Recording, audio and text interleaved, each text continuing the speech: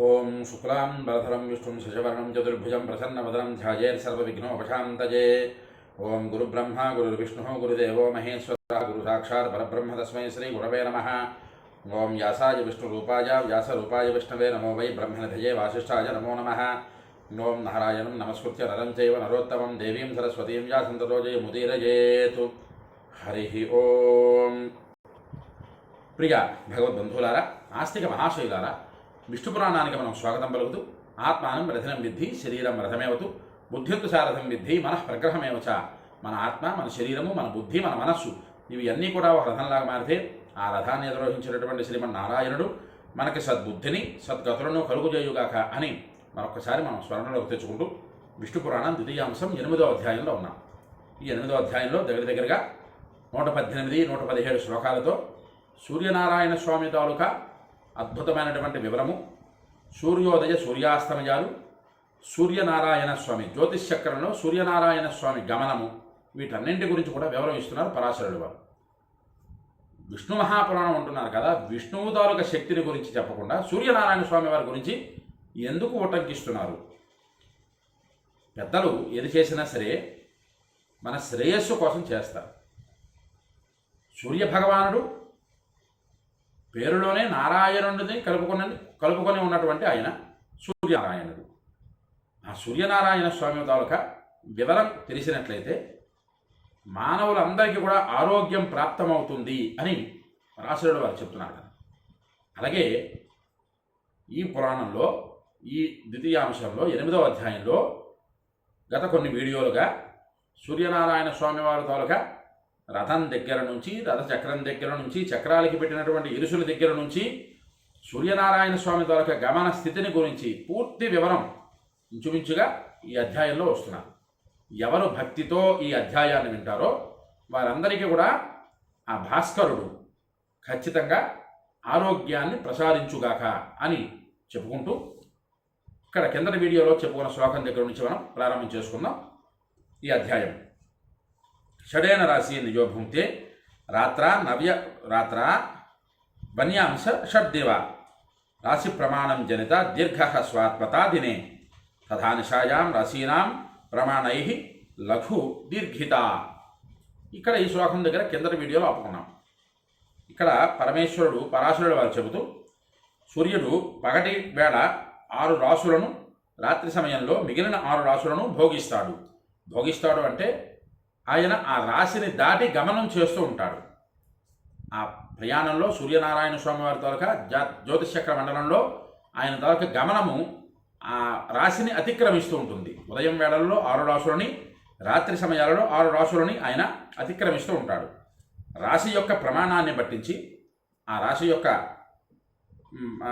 యొక్క ప్రమాణాన్ని బట్టించి పగటిపూట పొడవు, కురుచ అనేటటువంటి ఏర్పడతాయి. అదేవిధంగా అదే రాశి ప్రమాణాన్ని అనుసరించి రాత్రి వేళ కూడా హ్రస్వ దీర్ఘాలు ఏర్పడతాయి. రాత్రి సమయంలో ఆ రాశి చక్రం తాలూకా గమన స్థితిని బట్టించి ఆ రాశి చక్రంలో మిథున రాశి, కర్కాటక రాశి, సింహరాశి, తులా రాశి, వృశ్చిక రాశి, ఈ రాశిని దాటి వెళ్ళేటటువంటి సూర్యనారాయణ స్వామి వారి తాలూకా గమనాన్ని బట్టించి ఉదయం పొడవు, రాత్రి ఉదయం పొడవు, కురుచ, అలాగే రాత్రి సమయంలో హ్రస్వ దీర్ఘాలు ఏర్పడతాయి అని చెబుతున్నారు. దినాదే దీర్ఘహ్రస్వత్వం తద్ భోగేన ఇవ జాయతే ఉత్తరే ప్రక్రమే శీఘ్ర నిశిమందా గతిర్దివా దక్షిణే త్వయనే చైవ విపరీత వివస్వతుడు అనేటటువంటి సూర్యనారాయణ స్వామి ఆయన పేర్లు మారుతున్నాయి తప్ప ఉండేటటువంటి బ్రహ్మ పదార్థం ఒకటే సూర్యుడు. ఈ విధంగా రాశిని భోగించి దినాలకు రాశిని భోగాన్ని బట్టి దినాదులకు దీర్ఘ హ్రస్వత్వాలు సంభవిస్తాయి.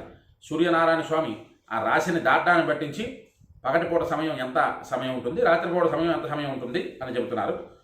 ఉత్తరాయణ కాలంలో సూర్య గమనం పగలపూట మందంగా నడుస్తూ రాత్రిపూట వేగంగా కదులుతుంది.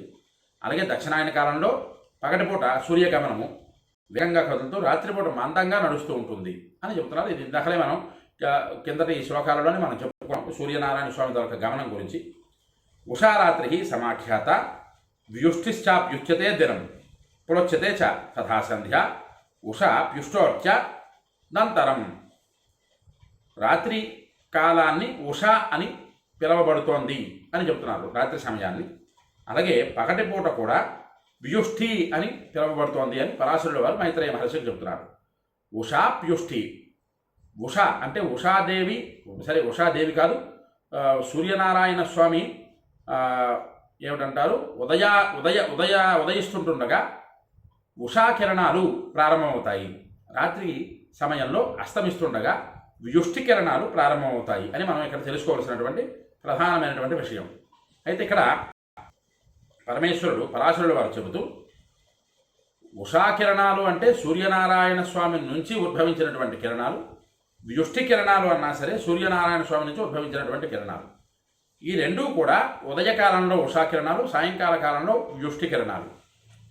ఉదయకాలంలో వచ్చేటటువంటి కిరణాలు చాలా చక్కనైనటువంటి కిరణాలతో సూర్యనారాయణ స్వామి ఉదయిస్తూ, సాయంకాలం వేళ అస్తమయ సమయంలో వ్యుష్టి కిరణాలతో యావత్ ప్రకృతిని కూడా శాంతింపజేస్తారు. ఉష అనేటటువంటి కిరణాలతో ప్రకృతిలో ఉండేటటువంటి ప్రతి పదార్థానికి కూడా ఆ పదార్థానికి కావలసినటువంటి మానవుడి జీవితమే ఉన్నది. ఎండలో నిలబడితే డి విటమిన్ అనేటటువంటిది వస్తుంది కదా అని ఇప్పుడు చెప్తున్నారు కదా సైన్స్ ప్రకారంగా డాక్టర్లు. ఆ డి విటమిన్ రావడానికి కొన్ని కిరణాలు ముఖ్యమైనటువంటివి. అలాంటి కిరణాలన్నింటినీ కూడా ఉషా కిరణాలు అని మనం చెప్పుకుంటున్నాం. మనకి పూర్వకాలం, ఇప్పుడు కాదు, కొన్ని వందల వేల లక్షల సంవత్సరాలకు ముందే ఈ ఉషా కిరణాల గురించి చెప్పారు. D vitamin, C vitamin, B vitamin, A vitamin, ఈ విటమిన్లన్నీ సూర్యకిరణాలలోనే ఉన్నాయన్నారు. అది మనం ఏం చేస్తున్నాం అయ్యా అంటే అర్ధరాత్రి 12 గంటల వరకు కాలక్షేపాలు చేసుకుంటూ సూర్యోదయ సమయానికి లేవకుండా ఆ సూర్యకిరణ స్పర్శ అన్నది మనకు తగలకుండా మనం జీవిస్తున్నాం. అందువలన మన శరీరంలో ఈ విటమిన్లన్నీ లోపిస్తున్నాయి. సరే, ఇక్కడ వాటిని ఇంకా వాటి గురించి వెళ్ళేవంటే పురాణం తోలకు అర్థం మారిపోతుంది. కాబట్టి ఈ మానవ జీవితానికి ఎలాగైతే విటమిన్స్ అవసరమో, ఒక వృక్షము నిలబడాలన్నా, పెరగాలన్నా, ఫలము ఇవ్వాలన్నా, ఆ ఫలంలో ఉండేటటువంటి బీజాలు మరలా వృక్షాలని సముపార్జన చేయించాలన్నా, వీటన్నిటికీ కూడా సూర్యనారాయణ స్వామి కిరణాలు అవసరము పగటిపూట. అలాంటి కిరణాలన్నింటినీ ఉషా కిరణాలు అంటారు. రాత్రి పగటిపూట అంతా కూడా సూర్యనారాయణ స్వామి తాలూకు శక్తిని గ్రహించినటువంటివన్నీ కూడా కాస్త చల్లబడాలి అంటే అస్తమయం అవ్వాలి.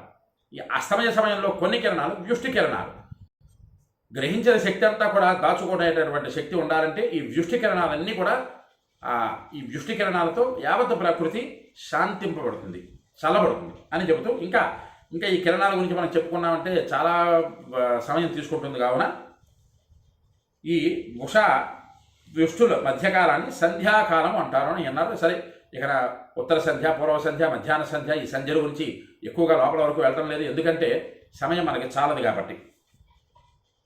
సంధ్యాకాలేతు సంప్రాప్తే రౌద్రే పరమదారుణే మందేహ రాక్షసాఘోరా సూర్యమిచ్చంతి బాధితం సూర్యమిచ్చంతి ఖాదితుం. మిక్కిలి భయంకరమైనటువంటి ఘోరమైనటువంటి సంధ్యాకాలం సమీపించగానే, సంధ్యాకాలము అంటే ప్రాతఃసంధ్య కానీ సాయం సంధ్య కానీ, ఈ సాయం సంధ్య కానీ ప్రాతఃసంధ్య కానీ ఆ సమయాలలో మందేహాలు అనేటటువంటి పేరు గల రాక్షసులు సూర్యభగవాను భక్షించడానికై ప్రయత్నిస్తారు.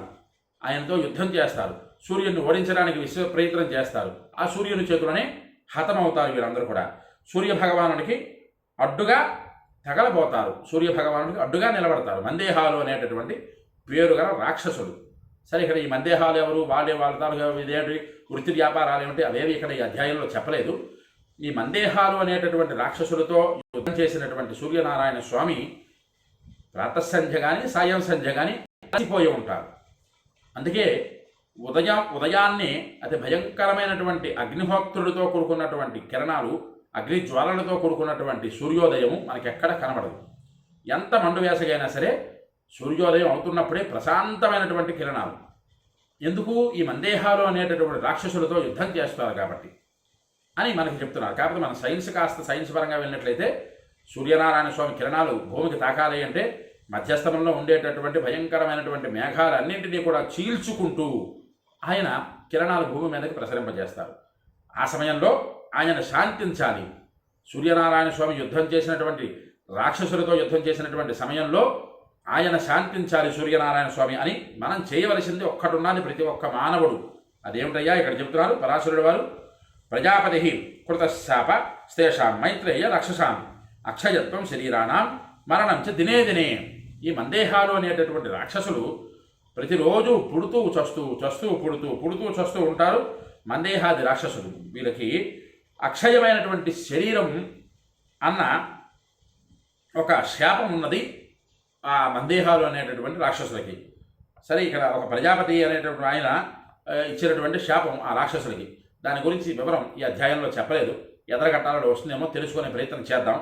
ఈ మందేహాలు అనేటటువంటి రాక్షసులతో యుద్ధం చేసి గెలిచినటువంటి సూర్యనారాయణ స్వామికి మానవుడుగా మనం చేయవలసినటువంటి ఒక్క కర్తవ్యం గురించి పరాశరుడు వారు చెబుతున్నారు. తతసూర్యస్య తైర్యుద్ధం భవత్యత్యంత దారుణం తతో ద్విజోత్తమాస్తోయం యత్ క్షిపంతి మహామునే. ఓ మునీశ్వర, ఆ కారణం చేత సూర్యునికైతే వారితో మిక్కిలి భయంకరమైనటువంటి యుద్ధం జరుగుతుంది. అందువలన ద్విజశ్రేష్ఠులు చక్కగా నీళ్లతో స్వామివారికి అర్ఘ్యం ఇవ్వాలి. పొద్దున్న సాయంకాలము 2 పూట్ల. దాన్నే సంధ్యావందనము అంటారు. మనం చూడండి, మనం పాతకాలాల్లో పాత రోజుల్లోకి వెళితే ఇప్పటికీ కూడా పల్లెటూర్లలో చక్కగా తెల్లవారి స్నానం చేసి ఇంటి ముందు ముగ్గు వేసి మహిళలు చాలామంది సూర్యనారాయణ స్వామికి అర్ఘ్యప్రదానాలు సమర్పణ చేస్తూ ఉంటారు. అది ప్రతి ఒక్క మానవుడి దొరక కర్తవ్యం. ఎందుకంటే సూర్యకిరణాల వలనే ఒక ప్రకృతిలో పుట్టవలసిన పదార్థము ప్రతి ఒక్కటి కూడా వృద్ధి చెందుతుంది. ఆ కిరణాలు లేకపోతే వృద్ధి అన్నది కనబడదు. అందుకు అలాంటి అత్యద్భుతమైనటువంటి అమృతాన్ని మనకి పంచేటటువంటి సూర్యనారాయణ స్వామికి అర్ఘ్యప్రదానం చేయడం అన్నది మానవుడి ద్వారా ప్రధానమైన కర్తవ్యాలలో కర్తవ్యము అని పరాశరుడు వారు చెబుతూ, ఓంకార బ్రహ్మ సంయుక్తం గాయత్ర్యా చాభిమంత్రితం తేన దహ్యంతి తే పాప వజ్రభూతేన వారిన. గాయత్రితో అభిమంత్రించి ఓంకార బీజయుక్తమైన బ్రహ్మసహితమైన నీరు చల్లుతారు. నీరు అర్ఘ్యం సమర్పిస్తారు. గాయత్రితో అభిమంత్రించి, గాయత్రి మంత్రాన్ని అభిమంత్రించినటువంటి నీటిని అర్ఘ్యప్రదానంగా సూర్యనారాయణ స్వామికి అందరూ కూడా సమర్పణ చేయాలి, సమర్పిస్తారు. ఆ సమర్పణ చేసినటువంటి ఆ అర్ఘ్యప్రదానం ద్వారా వచ్చినటువంటి శక్తి ఏదైతే ఉందో ఆ శక్తి వలన వజ్రంలా అయిన ఆ సూర్యనారాయణ స్వామి మానవుల తాలూకా పాపములన్నింటినీ కూడా పటాపంచులు చేయగలడు. అలాగే జలాలతో మనం అర్ఘ్యమిచ్చినటువంటి జలాలతో వజ్ర సంభూతమైనటువంటి శరీరంతో ఆ సూర్యనారాయణ స్వామి ఆ రాక్షసులని దగ్ధం చేస్తాడు అని చెప్తున్నారు. అందుకే 1కి 10 సార్లు ఈ అధ్యాయంలో సూర్యనారాయణ స్వామి వారి తాలూకా వివరం వింటే ఆరోగ్యం కలుగుతుంది. జలాలతో అర్ఘ్యం ఇచ్చినటువంటి ప్రతి ఒక్క మానవుడికి కూడా సూర్యనారాయణుడు చక్కగా అద్భుతమైనటువంటి ఆరోగ్యాన్ని ప్రసాదిస్తాడు. అంతేకాదు మనకి కీడు చేయాలి అనుకునేటటువంటి రాక్షసులు, మందేహాలు అనేటటువంటి రాక్షసులు సూర్యుడికే కాదు, సూర్యుడి ద్వారా మనకి కూడా కీడు చేస్తారు వాళ్ళు. అలాంటి వాళ్ళందరినీ కూడా మనం విడిచిపెట్టినటువంటి నీటి తాలూకు శక్తితో, ఓంకారం అనేటటువంటి మంత్ర శబ్దం తాలూకు శక్తితో, గాయత్రి మంత్ర శబ్దం తాలూకు శక్తితో వారందరినీ కూడా సూర్యనారాయణ స్వామి దగ్ధం చేయగలిగేటటువంటి శక్తివంతుడవుతారు అని పరాశరుడు వారు చెప్తున్నారు. అగ్నిహోత్రే హూయతే యా సమంత్ర ప్రథమాహుతి సూర్యో జ్యోతి సహస్రాంశు స్తజా దీప్యతి భాస్కర. భాస్కరుడికి, సూర్యనారాయణ స్వామికి అగ్నిహోత్రంతో సూర్యో జ్యోతి అని మంత్రంతో కూడుకున్నటువంటి ప్రథమ ఆహుతిని హోమం చేయగానే భాస్కరుడు సహస్ర కిరణుడై తత్కాంతితో ప్రకాశించి దేదీప్యమానమవుతాడు. ఇంకా వివరం అత్యద్భుతంగా ఉన్నది. సూర్యనారాయణ స్వామి తాలూకు వివరం ఇంకా అద్భుతమైనటువంటి వివరం మరొక 4-5 శ్లోకాలలో ఉన్నది. మనకి ఇప్పటికే సమయం 15 నిమిషాలు 14 నిమిషాల పైన అయింది కాబట్టి ఈ అధ్యాయం ఇక్కడితో ఆపుకుంటూ, పుట్టిన ప్రతి మానవుడు కూడా సూర్యనారాయణ స్వామికి అర్ఘ్యప్రదానం ఇవ్వండి. శరీరధారి అయినటువంటి ప్రకృతిలో శరీరధారి అయినటువంటి ప్రతి ఒక్క మానవుడు, ఆడ మగ ముసలి ముతక చిన్న పెద్ద ఇవేవి కూడా, ఈ వ్యత్యాసాలు ఏవి కూడా లేకుండా మీరు స్నానం చేసిన తర్వాత 4 గోడల మధ్యస్థమంలోనైనా హే సూర్యనారాయణ అని స్వామికి అర్ఘ్యప్రదానం చేయండి. చేసిన నాడు ఖచ్చితంగా స్వామి మనందరికీ కూడా ఆరోగ్యాన్ని ప్రసాదించగలడు అని మరొకసారి మనం ఆ సూర్యభగవానుడికి నమస్కారం చేసుకుంటూ ఈ అధ్యాయం ఇక్కడితో ఆపుకుంటూ, ఇంకా ఎదరగట్టంలో కాలగణనం అనేటటువంటి విధానం ఉన్నది. సూర్యనారాయణ స్వామి వారికి శక్తి సామర్థ్యాలు మరొక 4-5 శ్లోకాలలో ఉంటాయి. అయిన తర్వాత కాలగణనం అనేటటువంటి అధ్యాయం ప్రారంభమవుతుంది. 8వ అధ్యాయంలోనే మరొక భాగం, అది కూడా విందాం, విని తరిద్దాం. ఎవరికైతే ఈ వీడియో నచ్చుతుందో వాళ్ళందరూ కూడా లైక్ చేయండి, షేర్ చేయండి, మీ అమూల్యమైన మాటలు కామెంట్ రూపంలో పంపించండి. విష్ణు పురాణాన్ని మీరు వినండి, తరించండి, 10 మంది చేత వినింపజేసి తరింపజేయండి. హరి ఓం స్వస్తి.